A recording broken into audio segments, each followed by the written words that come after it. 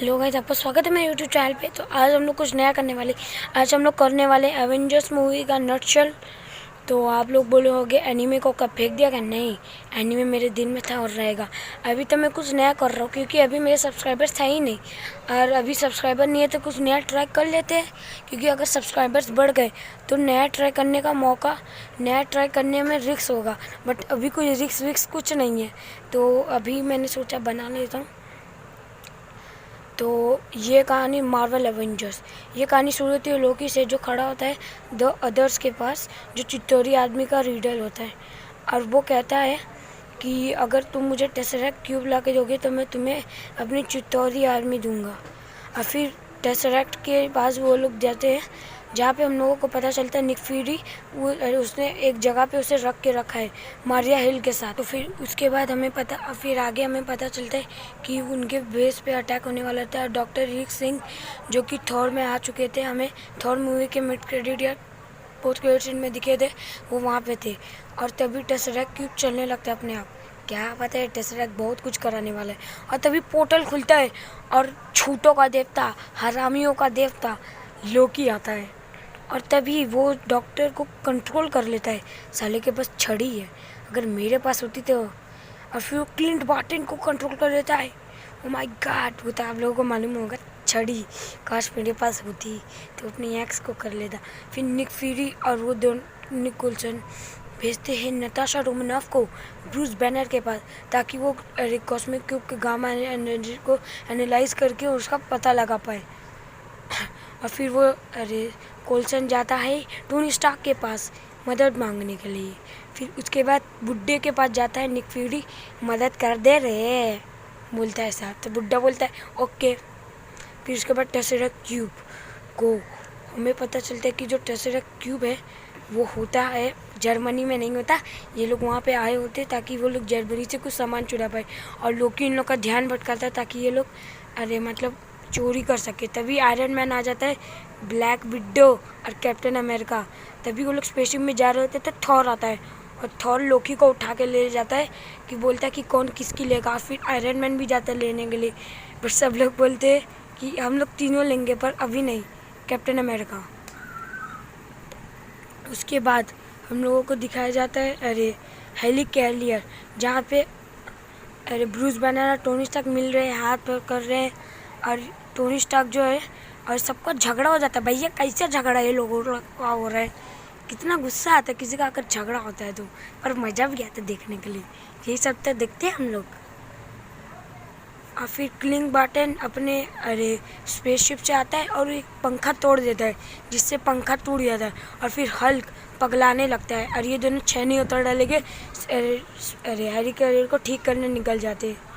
उसके बाद थॉर और हल्क लड़ाई कर रहे होते, जिसमें थॉर के लग गए होते, थॉर के लग जाते। फिर उसके बाद हल्के, और अभी ब्लैक विडो ने ले लिए क्लिंट बार्टन की। क्लिंट बार्टन भी सोच रहा होगा साला क्या हो रहा है मेरे साथ, घर में इज्जत ही नहीं है कुछ। अब हमें यहाँ पे पता चलता कि कोल्सन की ले ली है लोकी ने, और थॉर एक तरह के बैंड में बंद हो गया। हल्क एक स्पेसशिप को तोड़ रहा है। वाह भाई वाह। हल्क और निक फ्यूरी, अरे इन लोगों का मतलब निक कोल्सन की मौत को मोटिवेशन की तरह यूज़ करता है। पर निक कोल्सन तो जिंदा था, तो सीरीज़ कैसे चली? तुम लोग क्या हलवा देख रहे थे? इसको बोलते हैं दिमाग। चलो आगे बढ़ाते। ये लोग टोनी स्टार्क और कैप्टन अमेरिका बोलते हैं लोकी के साथ मिलेंगे। और तब उसके बाद फिर मज़ा आता है कि पोर्टल ही खुल जाता है इसकी, तो वो भी स्टार्क टावर के ऊपर, और सारे के सारे एलियंस धरती पे आ रहे होते हैं, वो भी पोर्टल से। My God.